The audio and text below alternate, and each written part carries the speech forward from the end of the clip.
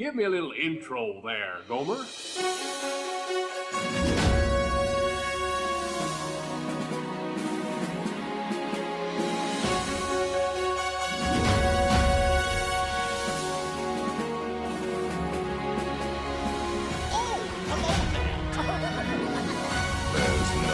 turning back now. Let's put on the show.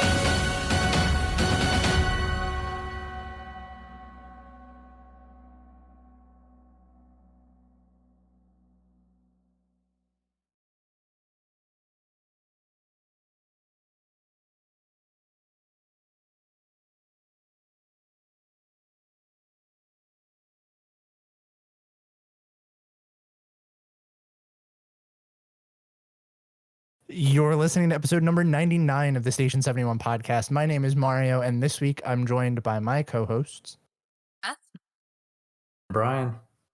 So we've got a lot of things going on in Walt Disney World this week.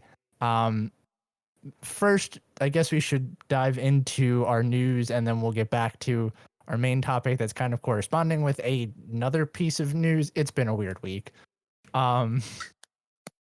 So first up on our news list of things going on in Walt Disney World, Tomorrowland Bridge just received a new sign to let guests know that they're entering a land that has no cohesive theme.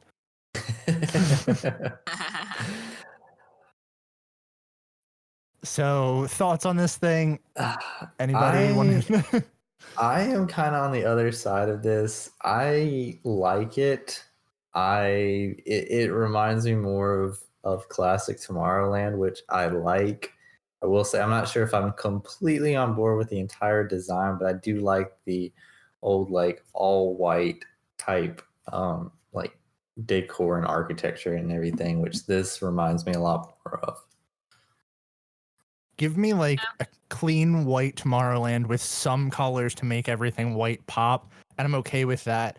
I think the biggest like thing that's glaring at me right now is the Astro Orbiters. I was just looking at that. It's like it's perfectly framing it, and it's two completely opposite designs. That's exactly it. Like the laugh floor sign fits with this color or this design choice that they've got going on here. I'm still indifferent on the rocks. They, whatever. Disney's not going to get rid of the purple wall, so just I can forget about that going away. Like there are certain things that I know that are going to stay, but the rest of it just like these little additions make it kind of glaring to the things that need to be fixed. I mean, it seems like they're slowly getting back towards kind of a cohesive theme, but I kind of wish they would just like scrap everything and do it at once so that it's not this half hodgepodge mix of new and old. Yeah. That's actually cohesive.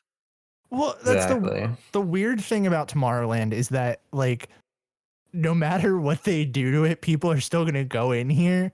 Like I have not seen Tomorrowland dead in a long time, so I don't think they can just shut it down. But to kind of like have the inverse of that, there's enough walkways that they could probably just be like, yeah, Tomorrowland's closed for a little bit, aside from like maybe Space Mountain, because that's always going to eat people. Mm-hmm. Next up, we got a sneak peek of the new temporary Epcot Forever fireworks show that's coming. I'm really excited about this.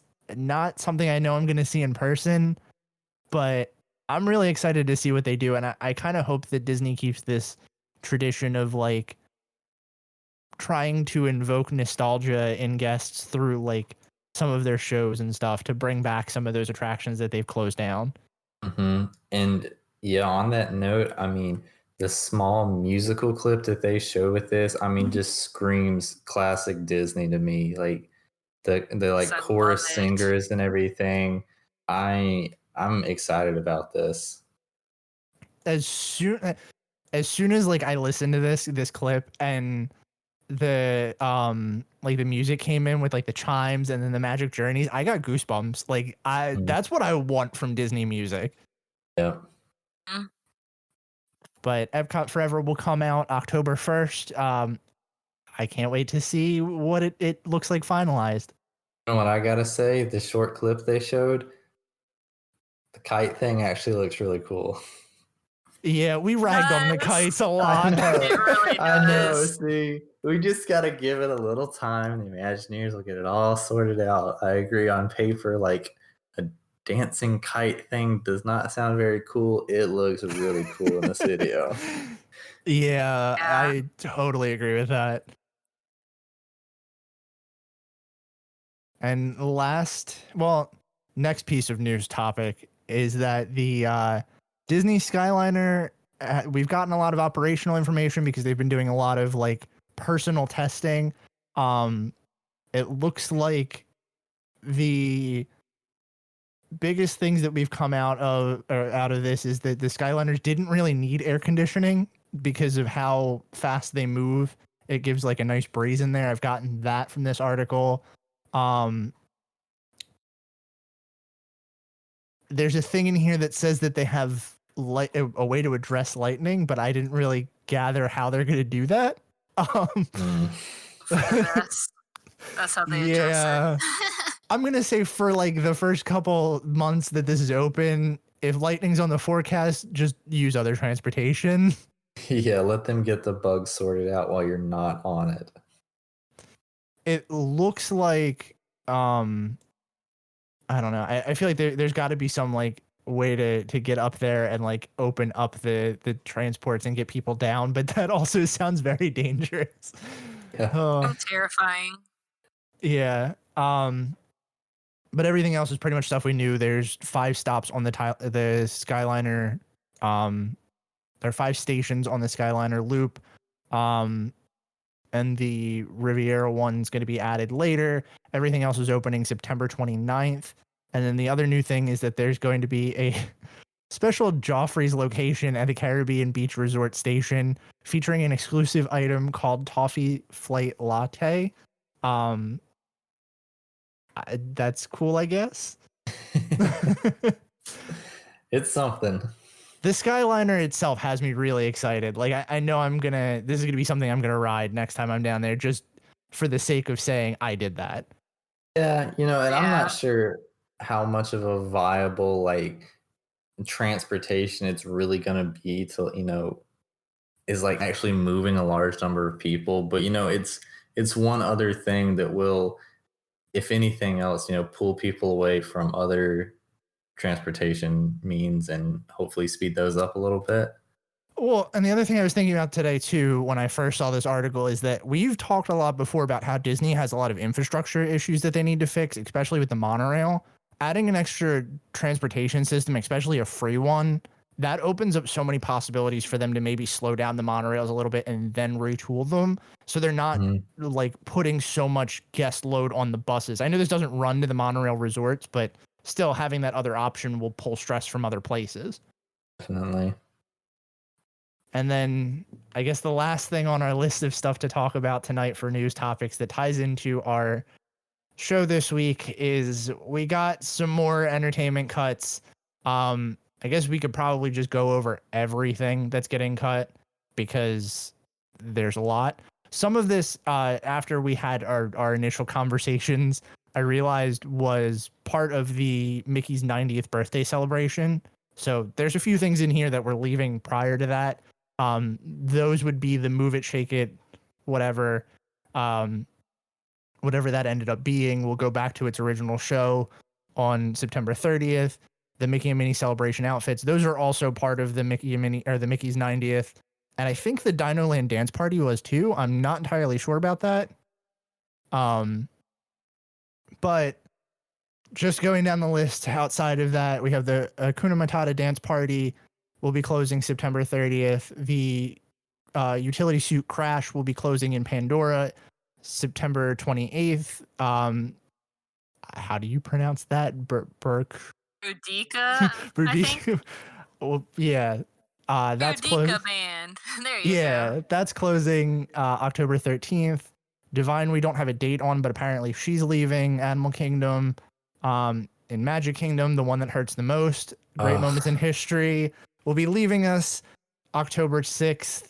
The special flagpole characters, those were also part of the Mickey and Minnie, or the Mickey's 90th celebration. That's leaving September 30th. Royal Majesty Makers in Fantasyland will be leaving October 5th. Gosh, this is a lot. Studios, The Incredibles Super Shindig will be leaving the 30th of September as well. DJ's Ready Set Party Time Dance Party will also be leaving the 30th as well. So a lot of stuff is going away, and that's kind of scary. Yeah. I hate it. Yeah, it's never good. I mean, the live entertainment is one of the best things that, Disney really does well. And, compared to competition, I feel like. And I don't know. The biggest thing to me is that unless there's stuff planned for this, which is what I'm hoping the reason for all these closures is, like, a lot of these don't seem like they really cost that much money, which makes me question why they would shut them down. I had the same thought process, and the one thing that I will kind of give Disney credit for, especially for great moments in history, because that's the one that I really had to think about a lot. Some of these from an operational standpoint make sense. Crash and Muppets are probably the two that I can definitely say that had some impact. No matter when they are, I always feel like the areas that they're at are a massive bottleneck and just clog up guest flow through that area. Especially Great Moments. I love that show so much, and I am so upset that it's leaving, but every time I've stopped to watch it, I've been run into by people trying to go into that part of the park. That's true, but I mean, it was worth it. Oh yeah, I agree. Yeah, definitely. And they could have moved it. That's the thing that kills me is a lot of these things I'm not a huge fan of the utility suit, but there was nothing in that spot besides the statue that made that specific to that location. But anyway, to honor some of these some of these entertainment options, we wanted to come up with a top 5 list of the current Walt Disney World live entertainment and some of the stuff that's left us that we particularly enjoyed. The only rules that we set were stuff that's closing does count as current, and it has to have some kind of live element to it. There was nothing else, right? Oh, dang, hang on. So closing ones are counting as current? Yes, closing counts as current. Oh boy, I gotta shift some stuff around. All right. So I guess I can start with my number 5. I have a couple on the current list that I can switch in if anybody takes mine. I feel like there's going to be some overlap here too. Yeah, I've got a couple of honorable mentions. Yeah, I'll toss a couple in if I feel like someone's going to pull one out from under me. But to start it off, I feel like this may be on probably Beth's list. Citizens of Hollywood is for me. So wait, are we starting with Extinct? Because I thought that was closed. Nope, that's current. They're still there, and they're listed in the Disney app. They don't go as often as they used to, but they're still there. Oh, wow. Okay. Well, they were on my honorable mentions for Extinct, but I was under the impression they had already stopped doing that. So, yeah. Well, the reason that they ended up on my list, I particularly like a lot of the improv stuff that they do, and it felt to me like this was the better of the options that they have. It kind of fits in with or at least it fit in with the overall theming of Hollywood studios before they started shutting everything down. But I really like this, and I think this is a good thing to if you're walking by, you stop and you see it. And I think that that's a good summation of Disney live entertainment. It should always be, I'm passing by this area and there's a unique thing that I've never seen before. Yeah. They're those characters are super fun. And I mean, I feel like most people discover them just happening upon them, and they always swarm a huge crowd. And they're so fun to interact with, and their little jokes and stuff are just so great.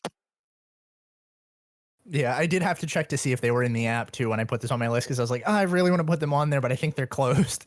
I'll have to try and get to see them before they end up getting axed, which I'm sure is on the horizon. Absolutely. Number 5 is maybe come as a shock as to how low on the list it is, but my number 5 I put as Boo to You. That's a good one. That's a good one. But not on either of your lists? It is not. Wow. I couldn't remember if we were including the special event stuff or not. I said we could when Beth asked that Okay. earlier. So if you want to throw one on there, you can. Booty would have We definitely can been take online. it. I was about to say, if you want to take me to take it off, then that clears up Oh no, two no. spots on my list. No, keep it on there. I think. Good. Yeah, I mean, I was gonna say it's incredible, so it deserves to be on there, even if it breaks the rules. I think a good summation of live entertainment is stuff that it takes actors and like entertainers to be a part of in order to like make it come to life. And I think that by us doing a top 5 of that, even if it's like parades and stuff that aren't going to go away anytime soon, well, hopefully won't go away anytime soon. That's a good way for us to like put the word out about certain things that maybe people don't enjoy or don't think to look at. Which Boo to you, I mean, I know some people do skip that, so definitely want to go see that if you can. You should not skip it. No, you should never skip that. If you're skipping Boo to you crazy. If you're skipping Boo to you, you're doing the Halloween party wrong. For sure. All right. My number 5, I'm just going to tell y'all a lot of mine are like really off the wall. So just go with me on a lot of these. But my number 5 is I Had Turtle Talk with Crush. Oh, that's a good one. I am actually a huge fan of this attraction just because seeing how well the Crush actor interacts with all the people and just how like off the cuff and like quickly they have to come up with responses, and especially the kids and stuff all the time. Like you go in there and almost every show is completely different, and it's hilarious seeing the kids interact with them and stuff. And I think I mentioned before that the Disney Cruise Line incorporates something very, very similar into one of the restaurants. And it's just a really, really cool, way for people to have this interaction with, one of their favorite characters. So I really like it. I've been meaning to get back to like I did that one time, and I guess maybe I don't know, Crush was having an off day or something because I wasn't very impressed by it. But having heard you talk about it several times, it's on my list to give it another go. I mean, it's definitely better sometimes. It depends on who's doing Crush, who, how the audience responds and everything too. There's definitely a lot of variables in it, but that's what also keeps it interesting each time. And it always boggles my mind that this and Monsters Inc. Laugh Floor are the same technology, because this does it infinitely better. We'll give it that. So my number 4 is kind of a random pick, I think you might think. But my number 4 is the Green Army Men Patrol in Toy Story Land. I think this is a perfect fit for the overall land. I know I've ragged on the theming before, how the idea of it being Andy's backyard is kind of a little weak when the toys are like way taller than you are. But I love that they just randomly come out. I love that they're, it's perfectly in character for them to just walk out and be like a little drum corps and, play in little spots in the park. I saw them play in the queue for Slinky Dog, which is a great way for them to kill time in that queue, because that queue is awful. I think this is a great addition to Toy Story Land, and this is something that I hope that they implement in the future lands, just little tiny entertainment chunks here and there. That's a good one. So my number 4, I hope that you guys don't feel like I'm pulling the wool over your eyes, because I went outside the parks too. Oh no, I went outside of the parks for a couple. Too. Okay, cool. My number 4 is Yeehaw Bob. Oh, that was my number 2. Aw. That was my number 1. So. Aw. Spoilers. But it's a good one. I have another one I can throw in my number 2 slot. So. I can't wait to go back and see him again. That was just for the record, I've only seen him perform the one time that I've, talked about previously, and I was on kind of a solo trip. Obviously, as listeners probably know my best friend lives down there, but he works because he lives down there, so he can't always hang out with me when I'm doing my thing. So I was like completely by myself. Was like, I'm just gonna go see Yeehaw Bob. I've never done it. Mario and Brian just did that interview with him, and I just had an absolute blast. And can't recommend enough. Like, please take the time out of your vacation to go see him. You get to be a part of this show, which is it's probably the most interactive live entertainment element that I've seen at Disney. Yeah, and one thing I have to say, Bob is a great person. Like, he has so much energy, and the entire night that he's there, he does not forget a name, of the face. Like, he is so invested in this show that honestly, everybody deserves to go see this. He's just like so aspirational. Like, he makes me want to be a better person. All right. My number 4 is maybe kind of an odd pick, but I'm going to continue with my theme and go with Finding Nemo the musical. It's not exactly the same as, like Streetmosphere, live entertainment type stuff, but we were including anything that had live performers in it. And I just really, really, really love this musical. I love, obviously it draws very heavily from just Finding Nemo, the movie, as far as the plot line, but it incorporates such like really, really cool puppet design and they wrote new songs for this too, so it's like it's really touching catchy on songs. Yes, extremely. But yeah, I just love it. I mean, it's just visually such an interactive show to watch, and it's there's so much bright colors and everything going on in front of you. And again, yes, the super catchy music. It's like the perfect. I feel like as far as the stage shows go, they did a really good job of compressing the plot, but also not doing it so much where if you haven't seen Finding Nemo, you won't enjoy it. So I really enjoy this. Yeah, that almost made my list. I had a hard time not putting it on there, but that is my favorite stage show. That was definitely on my honorable mentions list. It's like you said, it's so bright and vibrant and colorful, and songs are super catchy. And I mean, I really feel like it's like a Broadway light, since it's only a 40-minute show, but the caliber is very comparable. Oh yeah, I mean, just really, really fantastic. I mean, this show, I could talk about this for a whole episode, I think.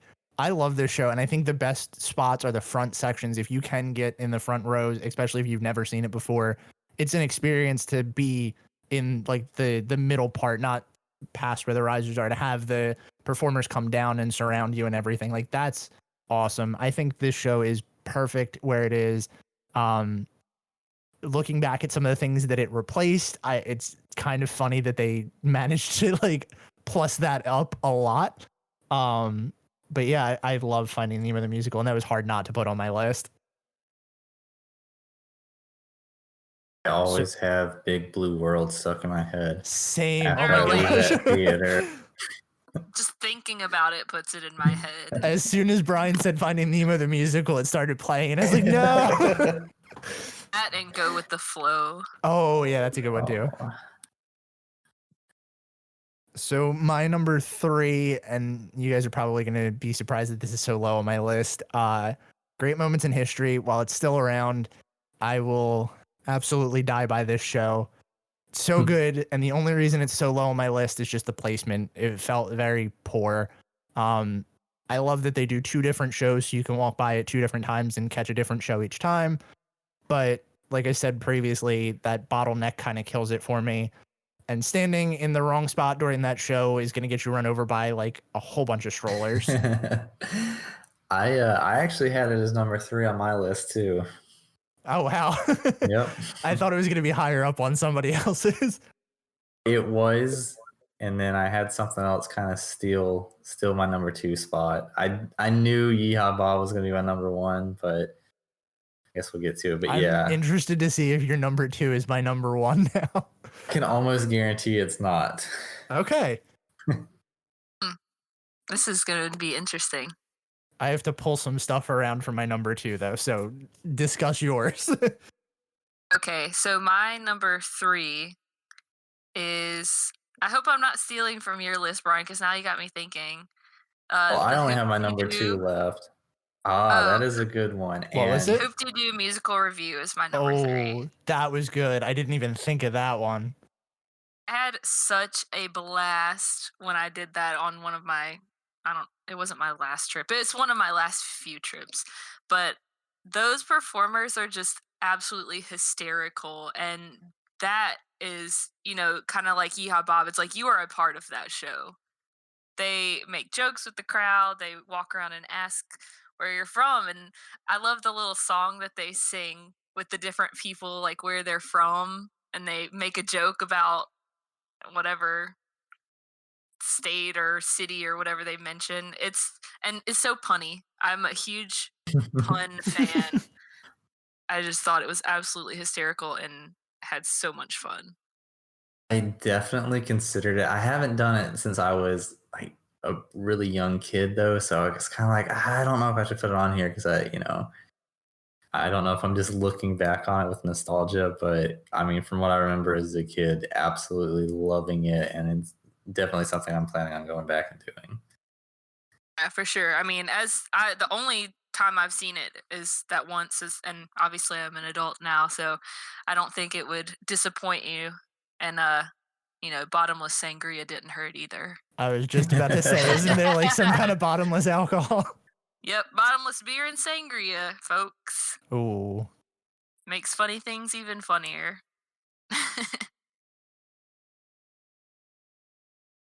Do you have a honorable mention you want to throw in number 3, Brian? Let's see. Let me dig into my honorables. Yes. I'm gonna say the Chinese acrobats, which Ooh. Those are cool.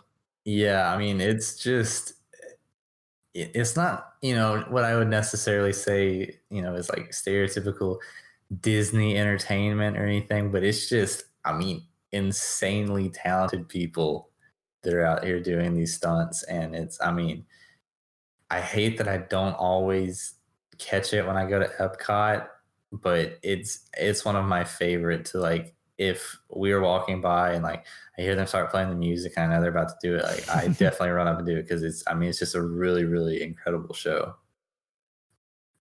That's a good one. So pulling from my honorable mentions, my number 2 is going to be the pianist at Casey's Corner. Ooh, that's good. I think that this is another one that's kind of like good spot, good place, perfect for like when you walk by and you hear him playing. I think this is just a really neat addition that should never go away. It's a theming perfectly too.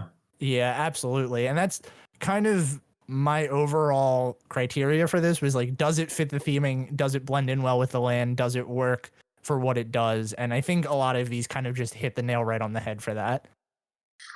So as coming as a shock to absolutely no one, I'm sure, my number 2 is Hocus Pocus Villain Spectacular. That's a good one. See, if we had taken seasonal out of the mix, I could have had 2 additional options listed, but they deserve to be on there, so. Yeah. I'll say, as somebody that generally doesn't enjoy stage shows, I think this is probably like, I feel bad saying this, like knowing how good it is now, but going into something with such low expectations and being so absolutely blown away by it, I don't think anything at Disney has like been that far off as the stage show at the Halloween party. Yeah, I can't get enough of that show. I mean, I'm a huge Halloween buff and fan, as everyone listening knows, I'm sure, but this show just really takes the cake. It's funny, it's spooky, it's got Dr. Facilier in it, and Hocus Pocus, the Sanderson sisters, and the casting for the Sanderson sisters is so ridiculous. Like, I was completely blown away at how well they cast them. Mm-hmm. Oh yeah, My number 2 is the Chippendale Campfire Sing Along at Fort Wilderness, which that's a good one. I know is kind of a deep cut as far as the Disney entertainment goes, but this is something that was definitely a must do when I was a kid, and going to the campgrounds all the time. And it's just such a cool way, and for the cast members to interact with you. But like I've said on here before, the one thing that I really really loved about the campgrounds was that it almost had this like secondary like subculture within Disney, and it was like almost this like other Disney community that you were part of when you stayed there.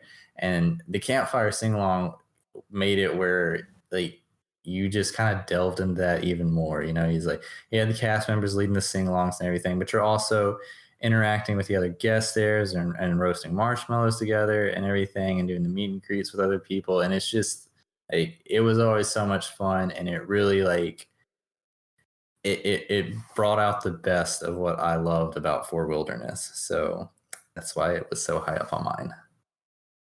Every time you talk about it, I think I've got to go check this out a little bit more. It's just, yeah. And like I said before, going to Fort Wilderness is very, very, very different from doing Disney World at a resort. And it's fun. I would encourage anybody that's a big Disney fan to just try it out once. If you don't like it, you don't like it. That's fine. I understand. It's definitely not for everybody because it's not what you're generally used to when you go to Disney, but I think it's one of the best unique things that you can do at Disney. Yeah, Never done it, but I would really like to. It's also not super expensive in comparison to like the other things you could be doing on a Disney vacation. So that's for sure. So my number 1, and I'm surprised this didn't make anyone's list, is the Voices of Liberty. Talk about honorable mention list of mine. Listen, talk about perfect for the space, talk about, fitting of the land that they're in.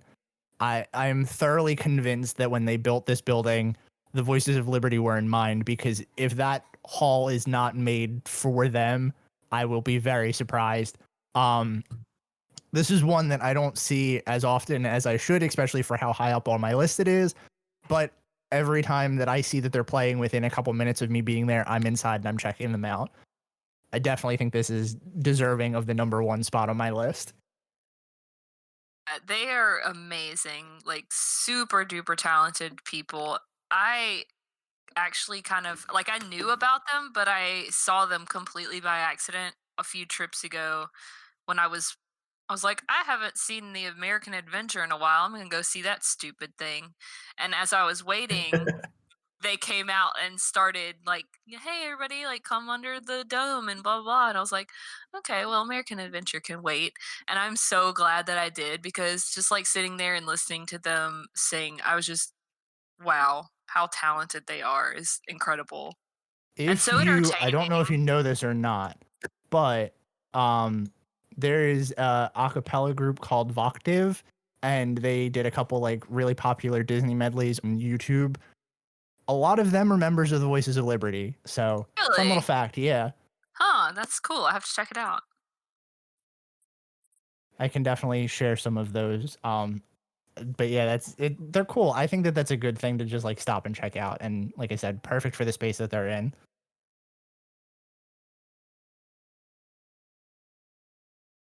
So what's your number 1, Beth?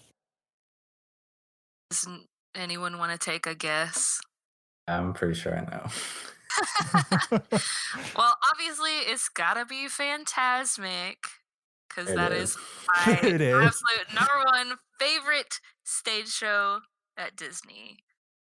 I get emotional thinking about it, so I'm just gonna leave it at that.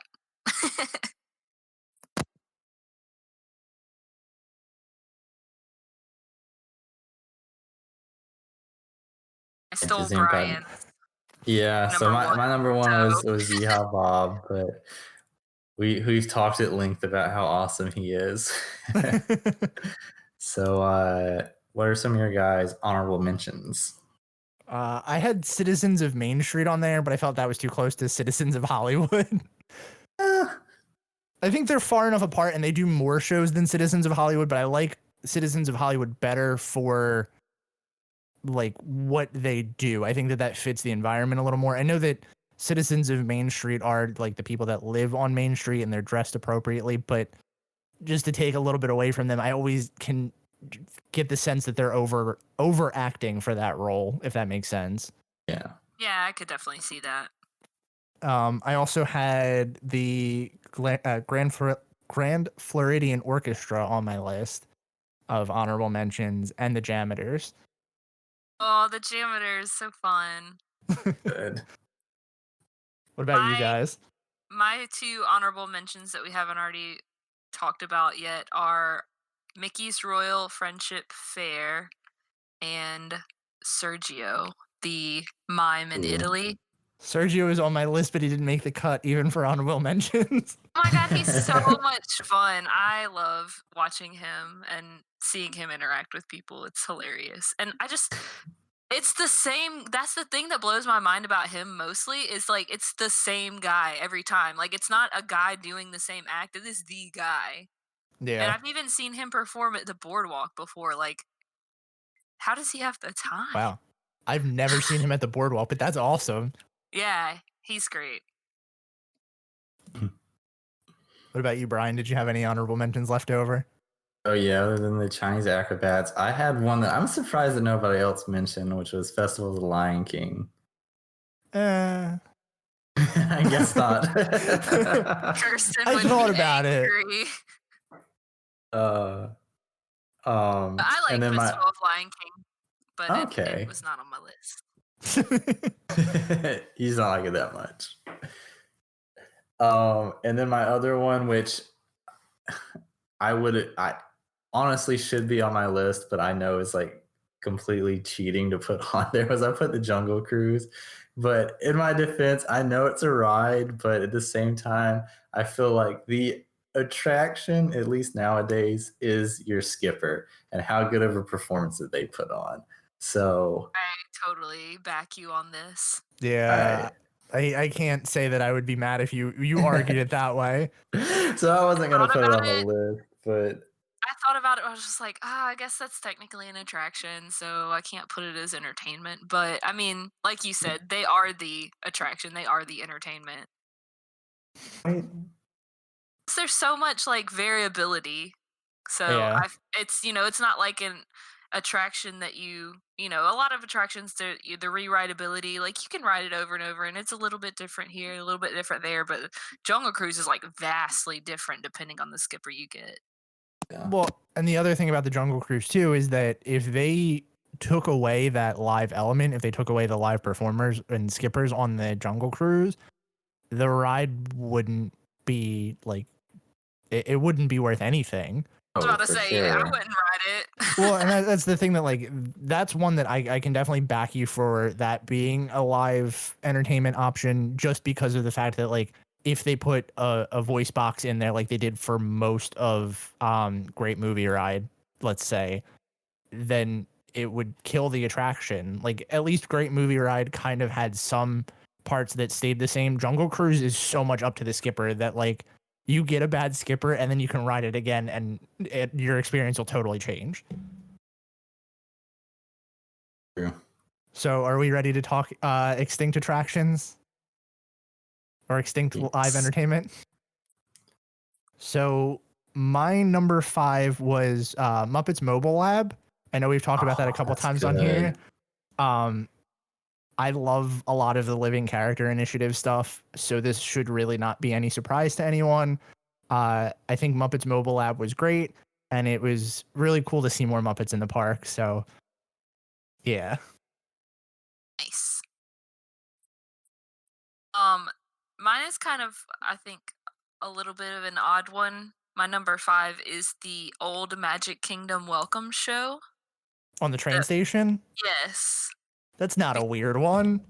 That was just like such a way to get you like hyped. I understand why they stopped because of the crowd control, but man, that was just so much fun. Like, all right, This is it. We're doing it. And that was actually when I used to go at Rope Drop, obviously. But funny enough, I haven't seen the current welcome show because I don't go at Rope Drop anymore. But I've been meaning to. It's just hard to talk myself into getting up that early now. It's not the same, and I think the thing that made that so cool was one, they picked a family to open the Magic Kingdom. Like, that is super special. I don't know if they still do that anymore. I honestly can't remember. But like, Pretty sure they don't. I don't think they do either. But that, and then like the fact that everybody was right up front and then they were the ones to like let you in. At this point, you're in the hub already. So you're already in the park. And when they say go, everyone kind of just runs off in different directions instead of going in the same direction. As weird as that sounds, like that shouldn't be a thing that gets me excited, but that is just like, it actually feels like they're welcoming you into the park instead of being like, okay, yeah, now everybody can go in the other half of the park. Yeah, that's true. But if you want to talk about bottlenecks, that is the poster child bottleneck. Yeah. That is a bad bottleneck. There was just something fun about the like Black Friday vibe that it had, The trampling of people. Yes. Elbowing, climbing. I will never forget the last time I saw that show. It was backed up past the touch points. It was just so bad that they actually had to stop letting people in to do the welcome show. And then as people were going in, people were getting to use the touch points. Crazy. Yeah. I believe you guys didn't enjoy being like sweaty arm to sweaty arm with everybody. I didn't even think of that for my list, honestly. What's your number 5, Brian? Okay, so as previously mentioned, I thought that these upcoming or the attractions that are about to be removed are supposed to be extinct. I had one honorable mention that I'm kind of realizing more that I look about it does not make sense at all, but I'm going to throw it in here and just argue my point either way. But I think one of the coolest parts about live entertainment at Disney World is when like you are this is getting so stupid. When you are the live entertainment and you are like part of what is going on, or if it's something that allows you to have a better interaction with a cast member who I think are just as equally important as far as your entertainment at Disney than the actual performers, quote unquote. That being said, that still doesn't make much sense. I said the Tom Sawyer Island paintbrush. Wait, hold on. Wait, what was your pick? It's the Tom Sawyer Island paintbrush. Oh. I was scrapping trying to find stuff because I realized that there's not a whole lot of really good entertainment attractions that have been taken away. This was actually on somebody's list, and I was like, that's a great one. So yeah, I am realizing more and more that it really doesn't fit in here, but all right, there you go. I like your logic. Tom Sawyer Island paintbrush. I was really appreciating the heavy justification that you were trying to make. Yeah, you really fought for that one. I'll let you have that. All right. My number 4, I'm definitely gonna get some flack for this, but my number 4 is Lights Motor Action Stunt Show. Same. Really? My number 4, yeah.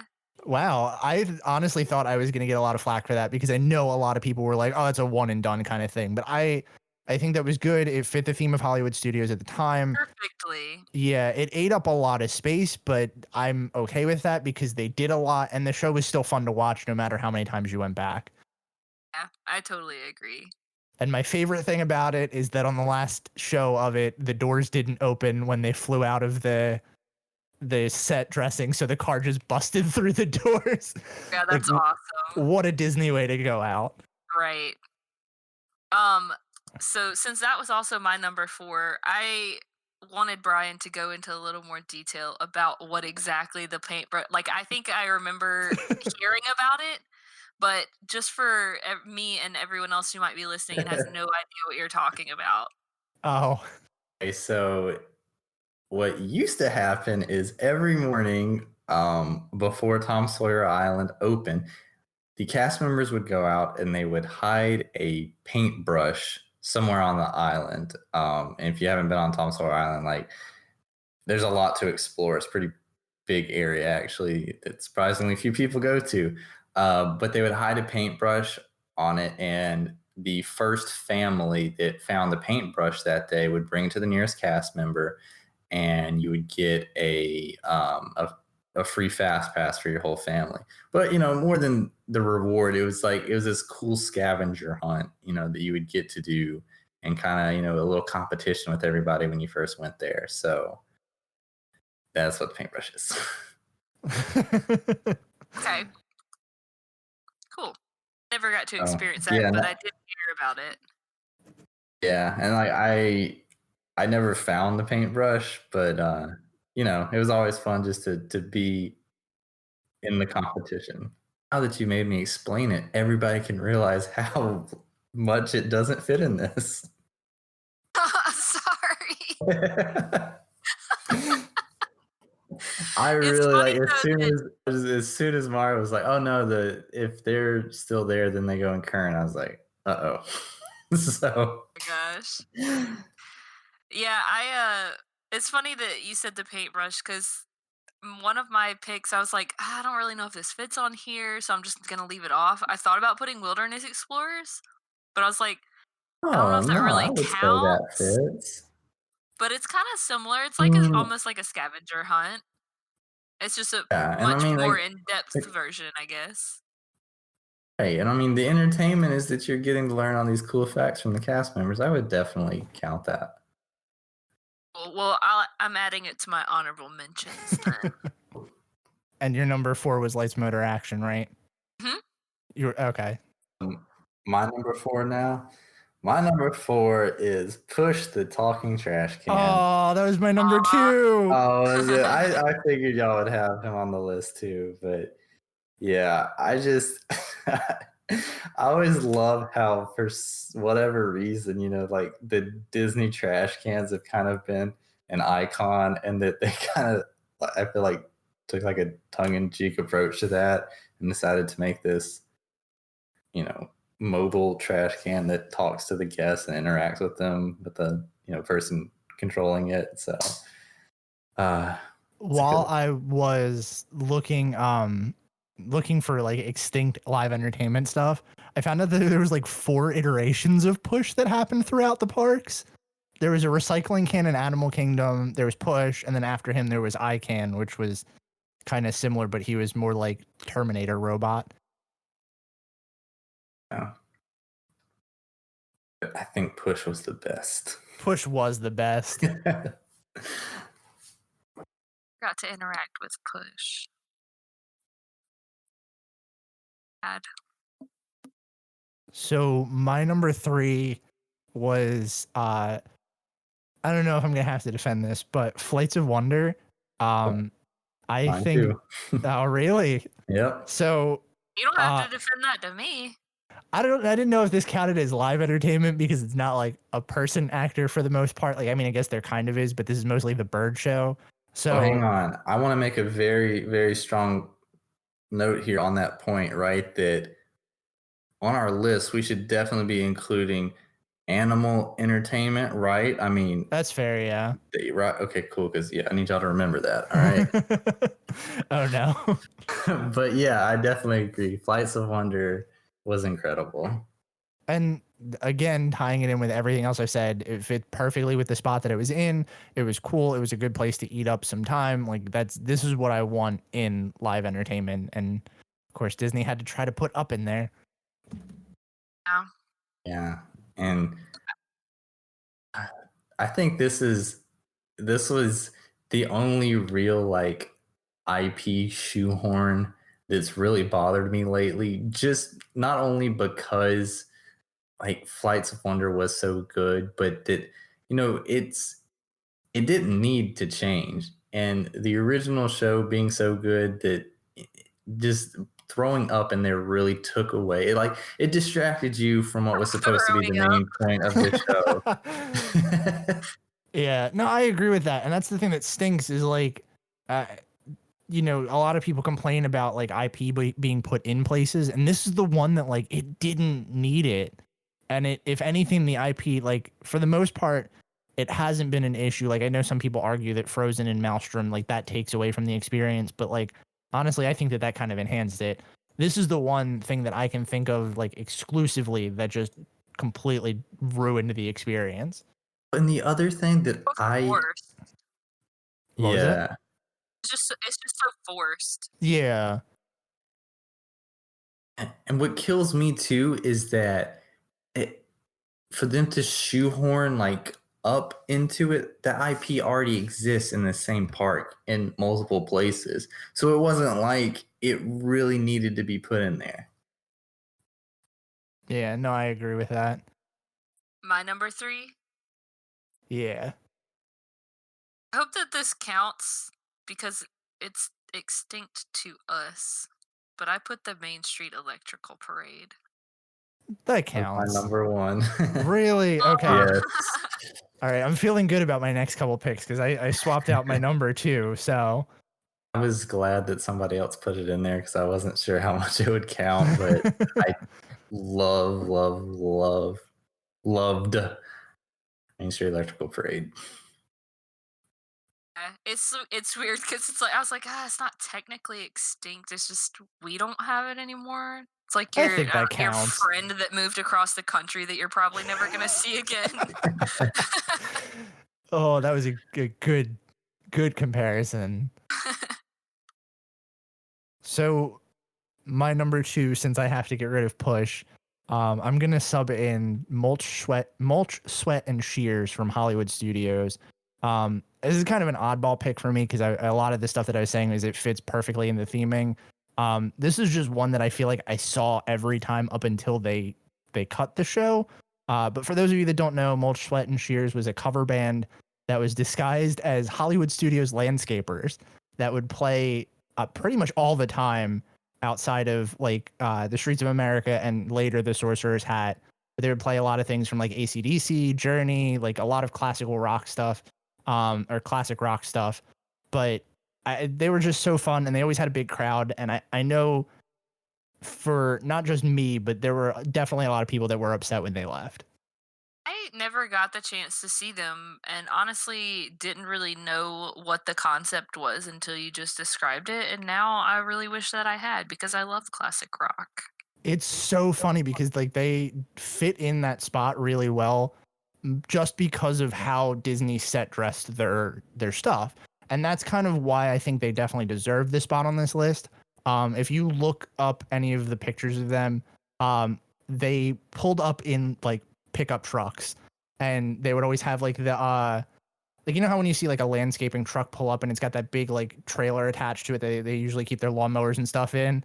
It was like that, but they had their drums and guitars and amplifiers on there, and they would come out and they would just play music. And it was so cool because it was just like their actual equipment and the way that they came out was set dressed for just a mobile, like interactive experience. And that's really cool and not something I see Disney do a lot anymore.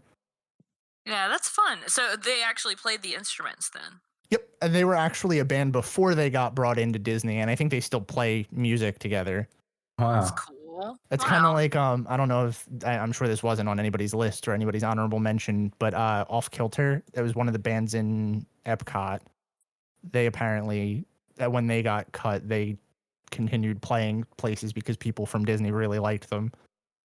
And they had music that they were putting out besides the Disney stuff, but still. Yeah. Wow. All right. Is it my turn, number 2? Yes, unless someone took your number 2. Nope. Nobody's taken either of my 2 or my number 1 yet. So Oh boy. My number 2 is Dream Along with Mickey. That was my number 1. I loved that show. Yeah. That was my number 1. I love Mickey's Royal Friendship Fair, and I really love the addition of the newer movies. Mickey's Royal Friendship Fair, I will say they focus on Frozen too much, but that's just kind of the Disney slogan now is like focus on Frozen too much. But other than that, I do like the addition of like Tangled and obviously Princess and the Frog. But Dream Along was just, I don't know, it's so nostalgic and like, I don't know, sentimental. Tell me that the opening song doesn't get stuck in your head too. Like Oh that's yeah, perfect literally. Disney earworm. Yep. Yep. Yep. Yeah, that's So I right. have my number 2. We're about to hate me for ending on this one, but I feel like Beth. I feel like you'll have my back. All right. Now we Right. established that animal entertainers should be included in this just as much as human entertainers, right? I just And love your prefacing this with, all right, I gotta explain myself so that nobody shoots me down. and we also established that one of the best parts of the live entertainment is how interactive that you get to be with said entertainers, correct? So my number 2 pick is the now extinct Typhoon Lagoon Shark Reef. All right. I Right, never see? Stop. experienced it, but I will never say no to interacting with animals. Yeah. So again, it kind of blurs the line between is it an attraction, is it entertainment? But it was definitely one of the most unique things that I think Disney had to offer, and especially within a water park. Like I don't know any other water park that really even has live animals, and let alone lets you like interact and touch them and stuff like you could at the Shark Reef. So it's definitely one of the things that I miss when we go to Typhoon Lagoon, and we go a good bit. And like seeing now that it's just like a filled in sand area with chairs on it is kind of sad. So, was it like a touch tank? Did you like swim with them? So How did it work? yeah, you swam with them. So basically, you stood in line, and they fit you up with a life jacket, snorkel, mask, and flippers and everything.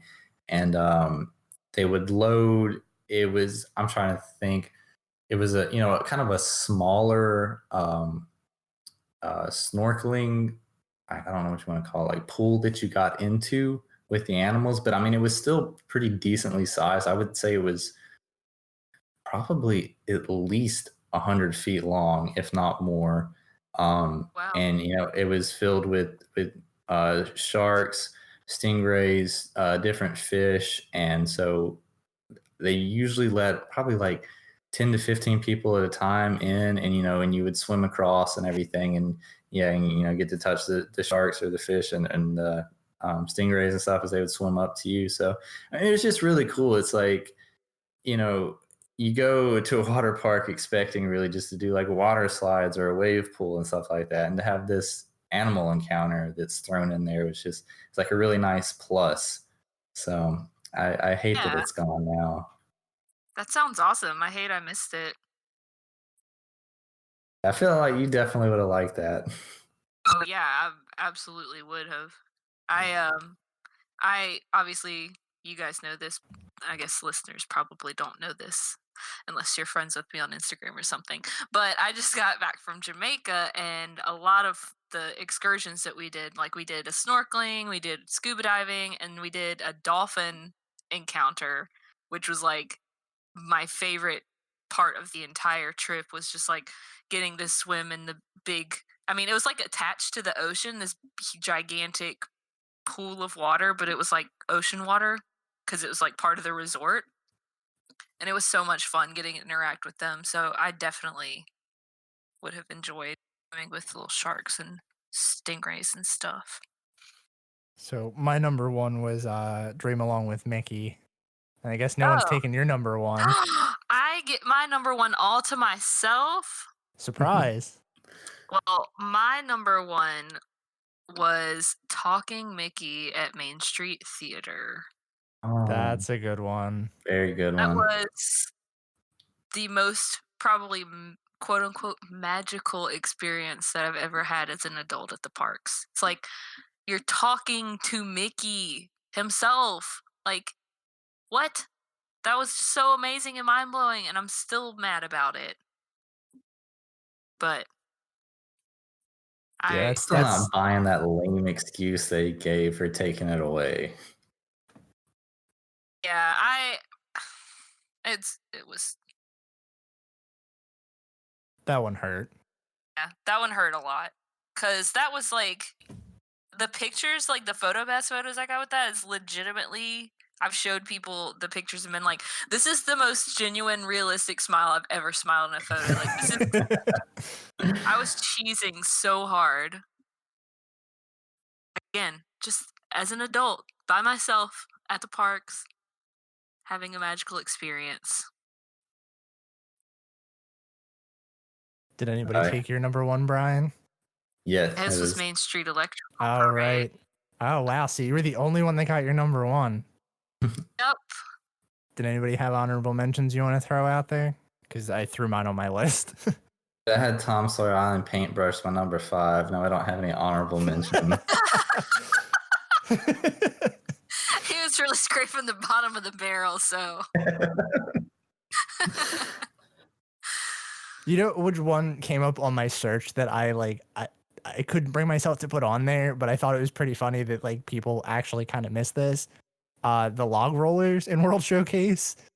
Oh man. huh. That was my response exactly. My mind. That is exactly my response. Like, there's some live entertainment in World Showcase that I'd be like, oh yeah, I would miss that if it goes. Log rollers, not so much. Yeah. But Speaking of my photo pass with Mickey, let's read that they like at that meet and greet they've started the automatic camera. oh my gosh, don't even get me started on that. I'm angry about that. I'm very angry about the automated cameras.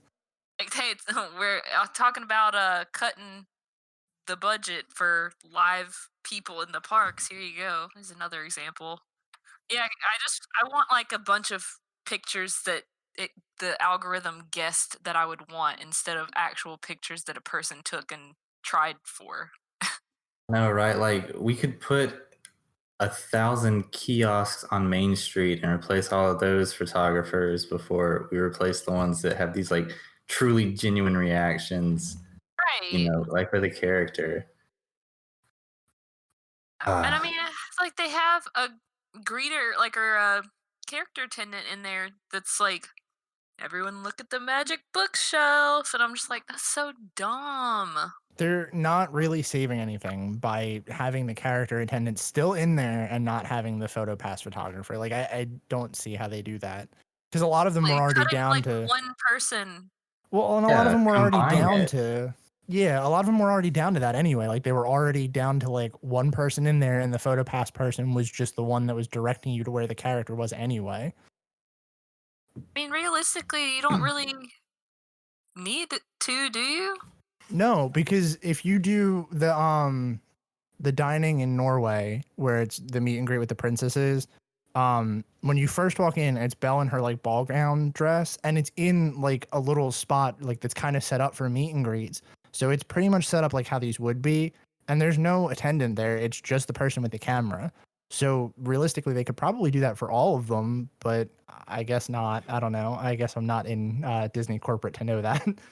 That's just dumb. I feel like if I wanted a like picture that was on, whatever the auto setting is, I could just put it on and put my camera on the bookshelf and put it on a timer. I would be interested if any of our listeners have actually had their pictures taken in these locations. I've heard a couple of varying numbers of how many photos you get, but it seems consistent that like 8 is the number. I would be interested to see how the pictures came out, and if you were unhappy with them, like just show me your worst, because that's genuinely what I'm curious about, and how many pictures you've got. That's a good point, because I mean, anytime I've had a character meet and greet, like all the pictures that came out were, maybe not fantastic, but they were like usable pictures. I can't imagine how many of these are just going to be, oh look, everybody had their back turned when it took the picture and stuff, Well, and the biggest thing, like this is something I've seen argued online a lot recently with these, is that with the PhotoPass photographer, they're obviously mobile. They can move to adjust to you. Now you have to adjust to that PhotoPass camera. So knowing, okay, the box is over here, I have to approach that character a certain way, or my picture going up to the character isn't going to come out the way I want it to. Your reaction gets less and less genuine because you're having to work around that. Exactly. Yeah. I'm just gonna be sad if I don't get pictures, like good pictures hugging characters anymore, because I have so many. Yeah, I think my favorite photo that I have from any meet and greet is like me walking up and hugging Baymax, and like kind of like how you were talking about with Mickey, like that's a very genuine smile kind of thing. And I know that I only got that because the PhotoPass photographer saw me get excited, saw me walking up towards Baymax, and was like, "Oh, I need to take pictures now." So I don't know. Plus, it's like people aren't like the whole point of a photographer is not just to take the pictures, to pose them. It's like I guess the character attendant can kind of help with that, but people don't know how to pose themselves in photos. But that's exactly like what you were saying, is that every PhotoPass interaction becomes less and less genuine because now you're having to do the posing instead of the PhotoPass photographer working with you. I don't know. I could argue this point all night because this is something I've been really angry about. I almost threw it in the show notes, but I was like, that's going to be too long to discuss. Yeah. I hate to end on a sour note. Anyway, is there anything you guys want to talk about before we wrap this up? Do a real quick, like, worst entertainment, just one.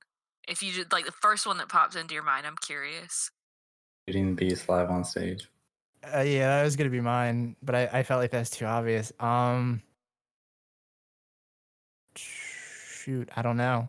Nothing really takes the Beauty and the Beast cake. Well, no, see, you're both wrong. It's Text Me Merry Christmas from the Christmas Party. Oh, there it is. That's the winner. Almost that time of year, guys. In there. Yeah, Another sour note.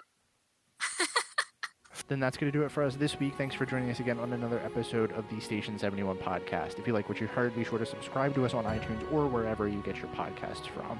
If you want to be a part of the show, reach out to us on our website at www.station71podcast.com, where you can find links to all of our social media, our email address, and our brand new Google Voice line where you can leave us a voice message. Have anything you want to hear us talk about, we'd be happy to discuss that on the next episode. We hope you enjoyed your ride, and we'll see you real soon. Please stand clear of the doors. Por favor, manténganse alejado de las puertas.